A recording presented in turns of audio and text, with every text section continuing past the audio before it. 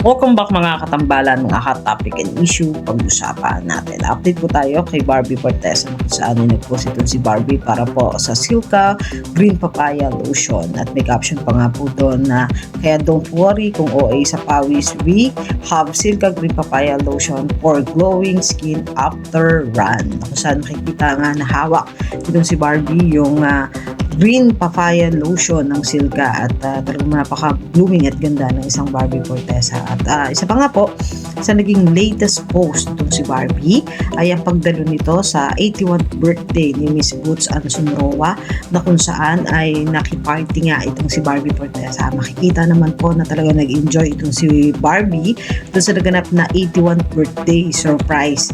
Doon sa birthday ni Miss Boots Ansunroa, makikita na nagsasayaw pa nga itong si Barbie kasama si Miss Charo Santos at makikita rin na magkayakap yung tatlo at binigyan din itong si Barbie si Miss Boots Ansunroa ng white roses at makikita naman doon sa ilang mga photo at video na ipinost ni Barbie sa kanyang social media account yung iba pang mga kaganapan sa naganap na birthday celebration ni Miss Boots Ansunroa at ito nga pong si Miss Boots Ansunroa ay makakasama ni Miss Barbie Fortesa at Miss Charo Santos sa Until She Remember na ipapalabas nga po sa February 25 at magkakaroon nga po ng premiere night sa February 19 at talaga namang isa to sa aabangan na ipapalabas sa mga sinihan nationwide. Yan po yung mga update natin ngayon kay Barbie. Kayong mga katambalan, ano masasabi nyo? Mag-comment lang sa comment section, pag-usapan natin.